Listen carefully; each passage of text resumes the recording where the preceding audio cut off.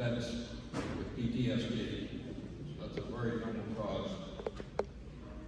So he's going to speak to us tonight on some of his experiences while in the Marine Corps and the importance of veterans' service and pension. Gunny?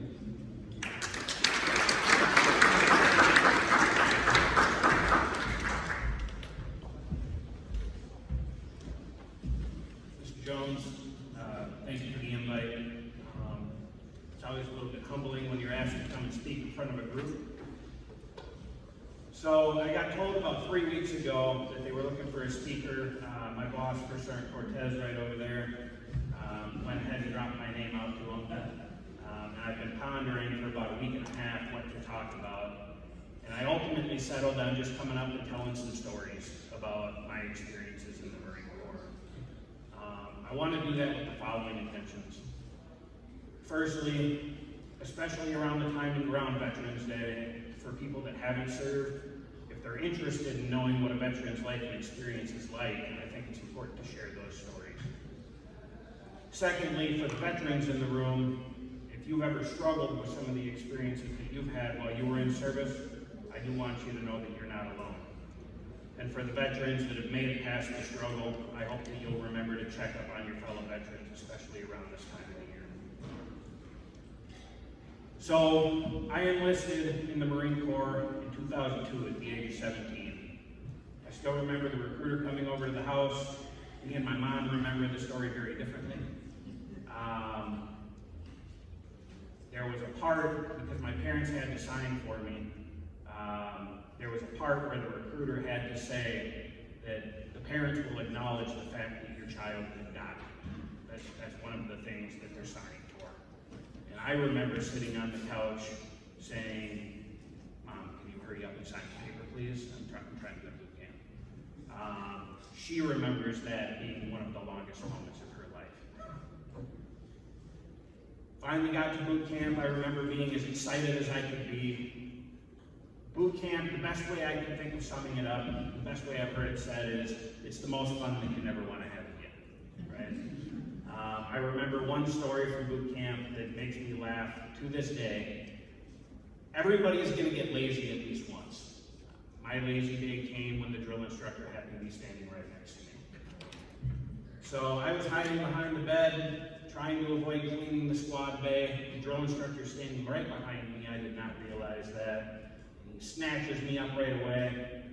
He has me hold a towel in each of my hands. And then he has another one of the recruits pick my feet up and started using me as a human mop to mop the floor. And all of this happened while he was having me sing what I remember as being a pretty good rendition of a Michael Jackson song. And then, after he started getting sick of my voice, he starts grabbing some of the other recruits from around the squad bay and having them follow me around acting as my backup singers. In my mind, I remember it just being one of the funniest experiences of my life. It makes me laugh to this day. The people you meet in the Marine Corps, in boot camp and even after, are some just amazing people as well. One of my good friends I remember meeting from boot camp, his name was Jeff. He actually was from East Los Angeles, and when I say he came from a rough part of town, that would be putting it very gently, right? He joined the Marine Corps when he found out that his fiancée was pregnant. He wanted to essentially just make sure that he was going to set a good example of what a man should be for his future child. I remember him being just one of the most amazing people I'd ever met. Just genuine, honorable man, and I'm sure he would have been a great father, but he was shot in Iraq before his daughter was born, and his daughter actually just turned 19 this year. So after boot camp, everything starts to move real quick. Deployments to Afghanistan and Iraq were non-stop. It was very rarely time to process what had happened on the last deployment before we were getting ready and jumping right into the next one. As time goes on and you start to get a little older, though, you start to remember some of the experiences that you had, and you start to process that information. I remember there was one time in Iraq, we were on top of a really tall hill, overlooking the Euphrates River Valley. And we got attacked by an enemy side, which was fairly rare for this point in time in the war, but we got attacked by an enemy element that was larger than us. But they had to attack uphill. We had heavy machine guns. They got caught in the concertina wire. We flipped our guns around and the fight was over very quickly. The thing I remember about that fight, though, was they had to have known that they didn't stand a chance. Well before they even got in the fight. But they never stopped.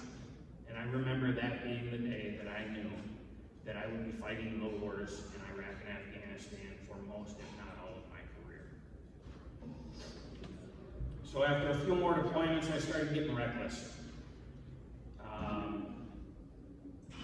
I was just mentally exhausted. I remember one patrol that I was on, we were out for 10 hours, I think, at this point. We were on our way back to our base. We were about 2 kilometers away, and my point man called me up on the radio and he said, Staff Sergeant, I think we found an IED in the road. We need you to come up here and take a look. I ran up there. I told him in so many words, just walk away and get behind some cover. And I saw the wire that was sticking out of the ground. I wrapped the wire around my hand and just yanked it as hard as I could. To my surprise, a battery pack came up with the wire. We started digging and we found an explosive charge that came out to about 50 pounds of high explosive. We called the explosive team in to have them analyze it. And they just started scolding me. Essentially, they were saying, you know, the only reason that you're not dead right now is because the battery that was attached to these explosives was dead. The remote couldn't set it off. To which I replied, I don't really care.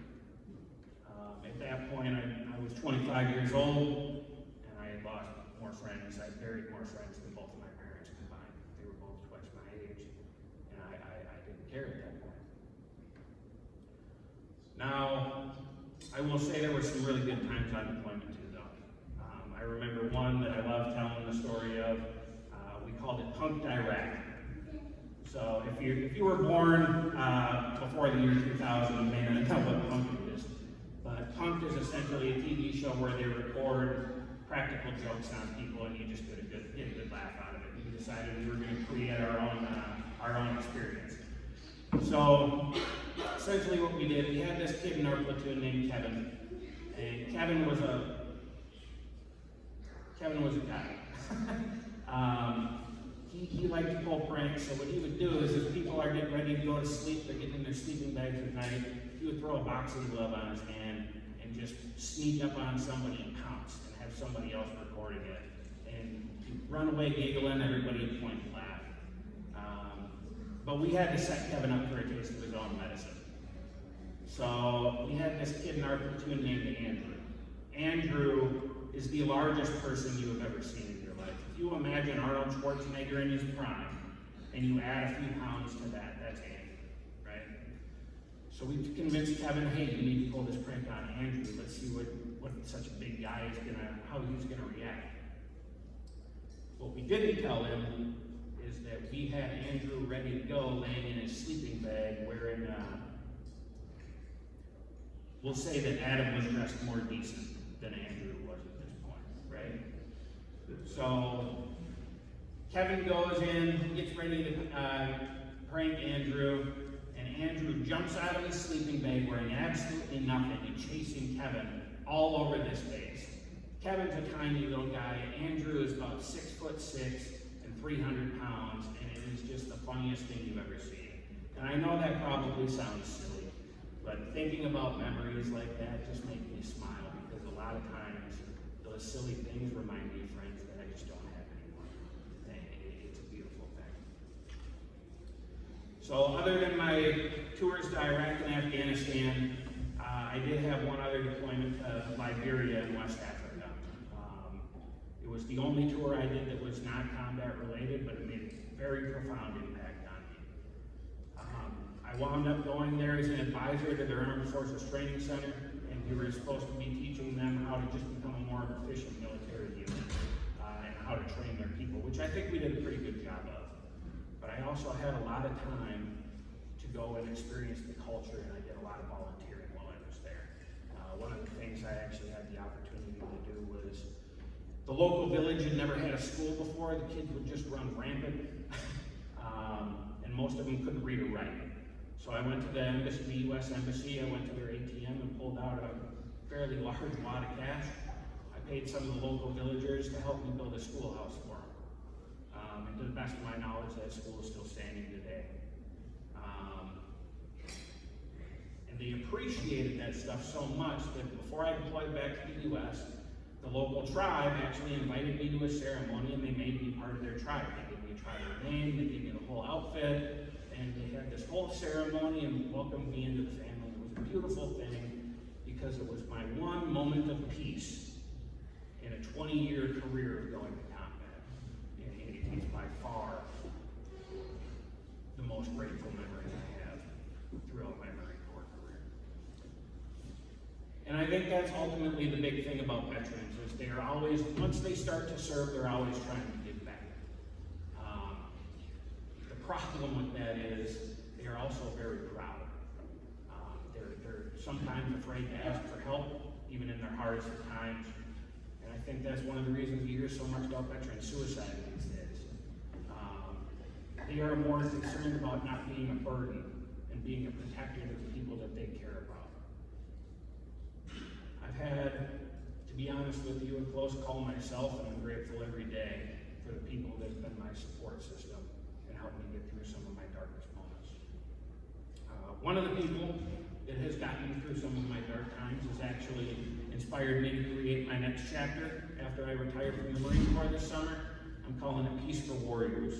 And essentially what this program is looking to do is it's looking to sponsor veterans with PTSD and moral injury type symptoms and have them travel around the world and do volunteer work similar to what I was able to do in Africa, so we can try and provide them with a little bit of peace and joy in their life. And the person that inspired that idea is actually here tonight, and that's Danny. And she's one of those people that comes across your path once in a lifetime. Strong, independent, very driven. She's also extremely loving, very compassionate, and very patient with me. And I think, honestly, if everybody could have a person like her in their life, veteran suicide would never be talked about again. And I would really like at this point to just take a second for everybody in the room to recognize Danny and everybody else that has supported veterans through some of their hard times. They deserve a round of applause.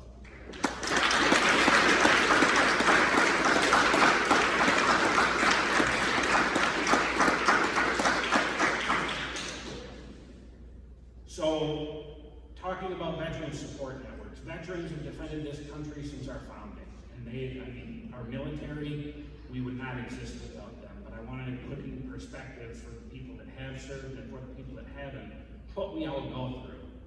So I would like everybody to just clear their minds for a minute. And if you were never in the service, I want you to take a second. I want you to think about the person that you love most in your life, right? Mother, father, brother or sister. And I want you to imagine that loved one's in a combat zone. It's a few days before Christmas. It's cold and wet. And they're constantly on guard from the enemy, but now they're told just 3 days before Christmas that it's time to go on another patrol. The trucks are rolling down a river road, a road that's notorious for enemy activity. And all of a sudden, the truck right in front of your loved one bursts into flames after it hit a bomb.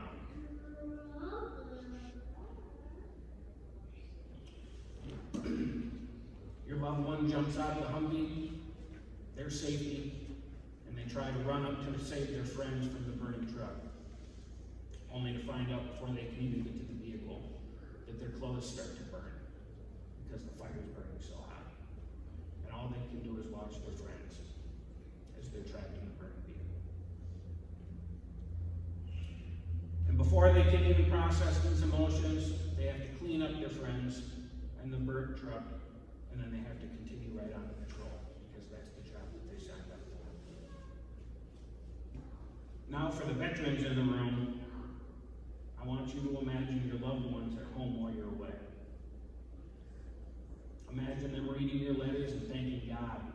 that you're safe. Imagine the fear on the days that they don't hear from you, wondering when or if they're going to hear from you again, and praying for your safe return every night. And that kind of brings me to the closing here. And this is the point, the ultimate point that I really want to drive home. The fact of the matter is that we are worthy of each other's support. 100%. We are worthy of each other's happiness and joy. We deserve to be able to share our lives with each other and the people that support us. Share our joy and pain, and our hopes and our dreams, and we deserve to bask in each other's successes and support each other in our failures. And if there do happen to be any veterans in the crowd that feel like they don't have anybody that's going to support them, please reach out to your fellow veterans. I guarantee you they will support you. And if you don't believe that, come and see me right after this, and I'll give you my phone number, and I will always answer your call. Thank you very much for allowing me to speak this evening. Again, it's always a pleasure to be honest with you. It's kind of therapeutic for me to come up here and tell these stories.